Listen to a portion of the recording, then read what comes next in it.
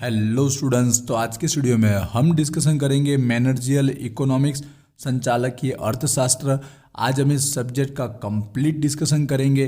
तो इस सब्जेक्ट की प्रिपरेशन स्टार्ट करने से पहले आज का वीडियो प्लीज़ एंड तक जरूर देखिएगा, जहां पर हम सबसे पहले 50 मार्क एंड 2 आवर टाइमिंग के साथ इस सब्जेक्ट की जो पेपर पैटर्न रहेगी उसको लेकर हम बात करेंगे।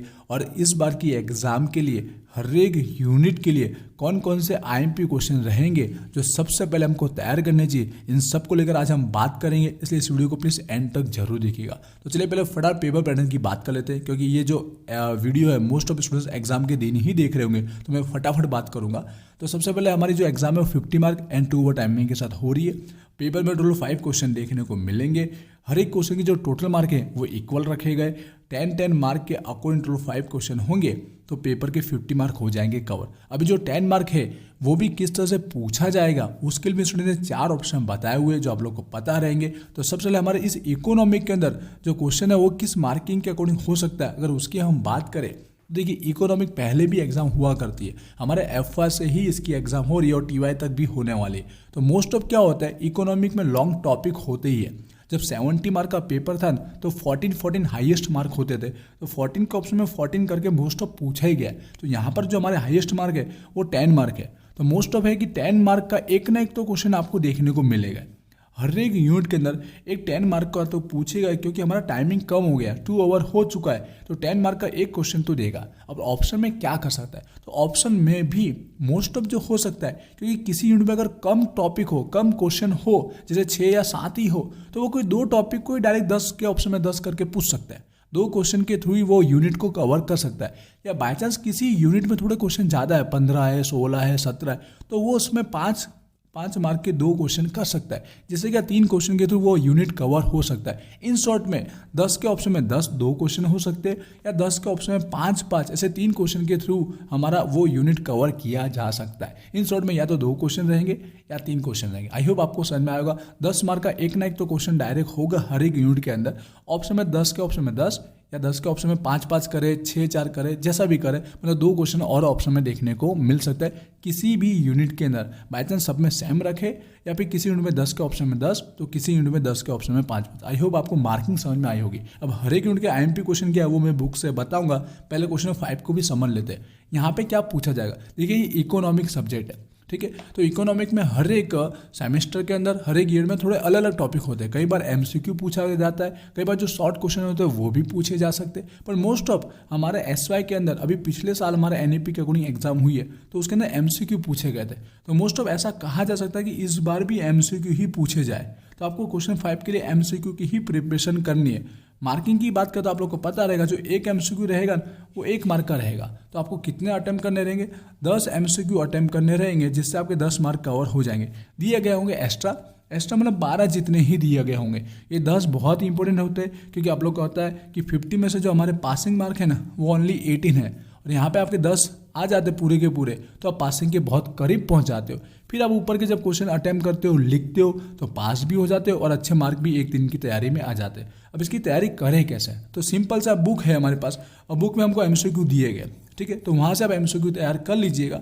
पर कभी कभी ऐसा भी होता है कि जो हर एक यूनिट के जो लॉन्ग क्वेश्चन होते हैं ना, उस लॉन्ग क्वेश्चन के अंदर से भी एमसीक्यू बनते हैं, तो वो बनाए हुए एमसीक्यू भी यहाँ पे देखने को मिल सकते हैं, ठीक है। जो बुक में दिए वो सेम इट इज ना भी मिले, कोई एमसीक्यू किसी यूनिट के रिपीट मिले तो कोई ना भी मिले, कहीं पर बना के भी पूछे जा सकते हैं। क्योंकि पिछले साल ऐसा हुआ था कि हर एक यूनिट के जो लॉन्ग क्वेश्चन है उसमें से बना के पूछे थे, ठीक है। बट आपको बुक में दिए वो तो इनफ पहले करने ही पड़ेंगे। फिर आपने लॉन्ग क्वेश्चन पढ़ा होगा तो उससे ऑटोमेटिक यहाँ पे आपकी हेल्प हो जाएगी। आई होप ये एमसीक्यू की प्रिपरेशन आपको समझ में आई होगी। और बाकी सब्जेक्ट के लिए बोलना चाहूँगा, जो हमारे प्रैक्टिकल सब्जेक्ट है उसकी अच्छे से प्रिपरेशन करने के लिए आप वीजी स्टडी पॉइंट एप्लीकेशन जरूर डाउनलोड कीजिएगा। वहाँ पे आपके सेमेस्टर का कोर्स अवेलेबल है। अगर एग्जाम के दिन भी देख रहे हैं तो 1 मंथ का कोर्स है वहाँ अवेलेबल है, उसमें आप ज्वाइन होंगे तो आपकी प्रिपरेशन बहुत अच्छे से हो जाएगी। आई होप आपको मार्किंग समझ में आया होगा। अब मैं आपको बुक के थ्रू सीधे आपको आईएमपी क्वेश्चन बताना चाहूँगा, ठीक है। यहाँ पर मेरे पास गुजराती मीडियम की बुक है, लेकिन इंग्लिश वाले इजीली समझ पाएंगे, क्योंकि आप अगर बुक लेके बैठोगे तो सेम इट इज इंडेक्स है, इंडेक्स में कोई चेंजेस नहीं है। ये हमारी कुमार प्रकाशन है, और वैसे भी थियरी सब्जेक्ट में कुमार प्रकाशन से ही रीड करना थोड़ा ईजी होता है, क्योंकि पॉइंट वाइज दिया गया होता है। तो यहाँ पे 4 यूनिट है, चारों के मैं आईएमपी फटाफट बता देता हूँ। बोलना चाहूँगा एक ही बार हमारी एग्जाम हुई एनईपी के अकॉर्डिंग, तो हमको पता नहीं रहता है कि एक यूनिट में यहाँ पर जैसे 7 टॉपिक दिए तो कौन से टॉपिक बहुत आईएमपी है, क्योंकि हर एक क्वेश्चन आप देखोगे एक लेवल की है। इसमें फिक्स हम बोल नहीं पाएंगे लक्षण के महत्व के कार्य कौन सा ज़्यादा इंपॉर्टेंट है। अगर 4-5 बार एग्जाम हो चुकी होती है तो आइडिया आता है, वरना मोस्ट ऑफ सारे एक जैसे ही है टॉपिक, तो आपको थोड़ी तैयारी इसमें ज़्यादा करनी पड़ सकती है। तो मैं हर एक यूनिट में 4 या 5 आईएमपी देने की कोशिश करूंगा। मोस्ट ऑफ वो आप पढ़ लोगे ना, तो अगर 2 क्वेश्चन भी पूछेगा ना कम से कम 10 के ऑप्शन में 10, तो एक ना एक तो निकलने के चांसेस है। ठीक है, तो चलिए स्टार्ट करते हैं। तो यहाँ पर फर्स्ट यूनिट इंग्लिश वाले जरूर देखिएगा अपनी बुक के अंदर। टोटल 7 टॉपिक दिए गए, ठीक है। तो 7 में से पहले कौन से 4 इंपॉर्टेंट है, तो बात करूँ स्टार्ट करते पॉइंट नंबर 3 से। पढ़ नहीं रहा आप समझ जाएंगे, सेम नंबर है, टाइम बचाना चाहूँगा, एग्जाम के दिन ही देख रहे होंगे मोस्ट ऑफ स्टूडेंट्स इसके लिए। फिर पॉइंट नंबर 4 है, ठीक है।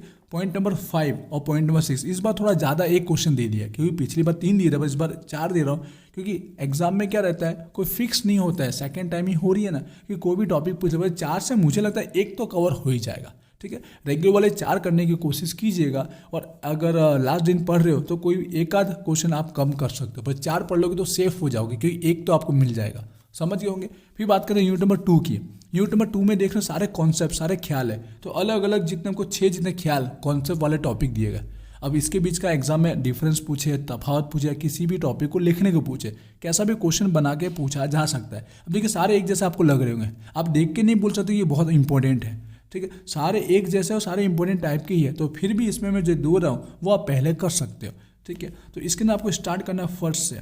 फर्स्ट, सेकेंड और थर्ड, ये 3 तो करना ही है, पर मैं जैसे ऊपर 4 दिए तो इसमें अगर 4 देना चाहूँ तो सलंग ही 4 कर सकते हो। सलंग करने से क्या होता है कि मोस्ट ऑफ एक ना एक ऊपर की स्टार्टिंग में से या लास्ट की स्टार्टिंग में से कोई ना कोई मिल ही जाता है। आप पेपर पैटर्न की स्टाइल देखो तो आपको पता चल जाएगा। जैसे कि इसके अंदर लास्ट साल कैसे पूछा था, लक्षण पूछा था और यहाँ पर भूमिका पूछा। देखिए लास्ट और फर्स्ट में से आ ही जाता है एक ना एक। तो मैं कुछ आईएमपी भी कुछ ऐसे ही दे रहा हूँ, आपको स्ट्रेटेजी वाइज ही दे रहा हूँ।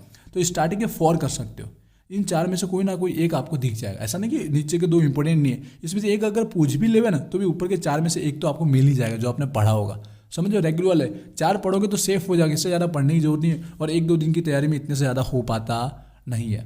क्लियर है। फिर यूनिट नंबर 3 की बात करते हैं। आप यहाँ 3 में देखोगे तो कितने सारे क्वेश्चन दिए, 7 दिए। अगर इसमें 3 क्वेश्चन पूछे तो भी वो 3 कौन से हो सकते देना बहुत मुश्किल होता है। टॉपिक भी देखिए ज़्यादा है। ठीक है, देखिए पहले यहाँ पे तो हमको डिमांड, अलग अलग टाइप की जो डिमांड है ना उसके 4 क्वेश्चन दिए गए, जो पिछले साल इसमें से भी क्वेश्चन पूछे गए थे। फिर आप देखिए मूल्य सापेक्षता दिया गया है, इलास्टिसिटी ऑफ डिमांड, ठीक है, प्राइस इलास्टिसिटी, तो इसके अंदर भी देखिए यहाँ पर 4 टॉपिक है। फिर आवक का दिया गया है, फिर यहाँ पर देखिए प्रति मूल्य का दिया गया, मतलब 3 से 4 टॉपिक दिए गए।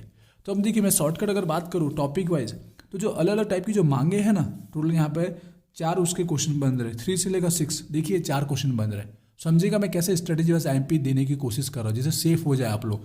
मैं आड़े-धड़ कोई भी आईएमपी नहीं दे रहा हूँ।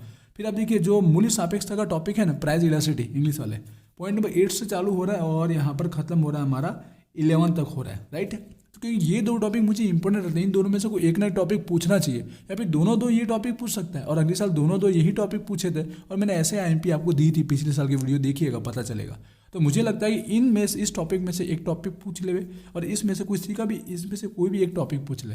इन दोनों में से कोई एक तो आएगा, या बाई चांस दोनों 2 इसमें से भी हो सकते हैं। तो सेफ जोन के लिए रेगुलर वाले को अगर अच्छे से पढ़ना है, टाइम है, कर सकते हो, तो ये दोनों टॉपिक कवर कर लीजिए। 3 से लेकर 6 ये एक ही टाइप के क्वेश्चन है, टॉपिक बात कर रहा हूँ। और यहाँ पर 8 से लेकर 9 एक ही टॉपिक का मूल्य सापेक्षता के जो अलग अलग दिए, प्रकार दिए, असरकर्ता, परिबड़ों दिया, पद्धति दिया, महत्व दिया, कोई भी एक वो प्रश्न पूछ ले। इस तरह से आप सेफ हो जाओगे। ठीक है, रेगुलर वाले दोनों की जगह। अब लाजमी वाले बोले इतने तो हमसे होता नहीं, तो अपनी मर्जी से कोई भी एक टॉपिक ले सकते हो। मोस्ट ऑफ ये टॉपिक कवर कर लीजिएगा, मूल्य सापेक्षता। बाकी दोनों करते हो सेफ हो सकता है, कोई एक करोगे तो रिस्क हो सकता है, पर लाजमी वाले लगता है तो इस टॉपिक को पहले ध्यान दीजिएगा कि मूल्य सापेक्षता का एक क्वेश्चन एग्जाम में पूछना चाहिए। आई होप आपको समझ में आया होगा। ठीक है, स्ट्रेटेजी भी साथ साथ में समझा रहा हूँ, स्ट्रेटेजी वाइज मैं आपको आईएमपी दे रहा हूँ। यहाँ पे देखेंगे सारे अलग अलग जो खर्चे होते हैं ना, कॉस्ट उत्पादन प्रोडक्शन के, वो दी है। आपको कोई भी एक टॉपिक ऐसा नहीं लगेगा देखते कि ये एग्जाम में नहीं पूछ सकता, ये पढ़ना नहीं चाहिए, ऐसा आपको खुद देखने पे मन नहीं पता चलेगा। तो आपको आईएमपी कैसे दे रहा हूँ, स्टार्टिंग के 4 कवर कर लीजिए, 3, 4, 5 और 6, इसमें से एक वो पूछ लेगा। ऐसा नहीं कि 7, 8, 9, 10 से एक भी नहीं आएगा। पिछले साल देखिए पॉइंट नंबर 9 पूछा गया था, और बीच के 2 टॉपिक पूछे गए थे, 5 और 6, पर ये 4 आप पढ़ लोगे तो मुझे लगता है इसमें से एक ना एक क्वेश्चन तो पूछना चाहिए। इसलिए 4 पढ़ने से एक आपका कवर हो जाएगा। तो स्ट्रेटेजी वाइज आपको आईएमपी दी जा रही है, ऐसा नहीं इसके बाहर के क्वेश्चन आईएमपी नहीं है, पर एक दिन में इतना ही पढ़ सकते हो, इससे ज़्यादा पढ़ भी नहीं पाएंगे। तो ये आपके लिए इंपॉर्टेंट है, एक क्वेश्चन आपका कवर कर सकता है। तो इस तरह से हर एक यूनिट के अंदर मैंने एक एक क्वेश्चन कवर करने के लिए जितने हो उतने मैंने देने की कोशिश की। इतना कर लोगे ना लास्ट 2 दिन की या 1 दिन के पहले तो इनफ है। अगर रेगुलर स्टूडेंट्स हो, एग्जाम के 1 आध महीने पहले देख रहे हो तो थोड़ा एक्स्ट्रा आप पढ़ सकते हो। आई होप मैंने जो आईएमपी दिए और किस तरह से स्ट्रेटजी समझा के दिए वो आपको पता चला होगा। बाकी आप अपने हिसाब से एक्स्ट्रा प्रिपरेशन रख सकते हो। एमसीक्यू के लिए भी थोड़ा समझ के तैयार कीजिएगा। बाकी यूनिट ईजी कौन सा है वो सब में नहीं जाना है, हमको हर एक क्वेश्चन को अटेम्प्ट करना ही है। अगर 10 मार्क का है तो मिनिमम आप 4 पेज तो लिखिएगा, मैक्सिमम 5 पेज तक जा सकते हो, पर टाइमिंग को ध्यान देना आपको, क्योंकि 4 क्वेश्चन लिखने में ज़्यादा टाइम नहीं जाना चाहिए। ठीक है, हर एक को आप टाइमिंग के हिसाब से कीजिएगा। तो आप याद रखिएगा 5-5 का अगर 2 क्वेश्चन पे जा रहे हो तो 2 पेज तो मिनिमम लिखिएगा हर एक में अच्छे से। कहीं पे 3 चले जाओ तो बहुत बेस्ट है, समझिए। तो इस तरह से आप हर एक क्वेश्चन को अच्छे से लिखिएगा तो मैक्सिमम मार्क आपके मिल पाए। आई होप मैंने जो कंप्लीट डिस्कशन किया आपको क्लियर हुआ होगा। कोई क्वेरी है, यूट्यूब पर वीडियो आ रहा है तो आप मुझे कमेंट कर सकते हो। मिलते हैं नेक्स्ट वीडियो में। Wish you all the best. Thank you.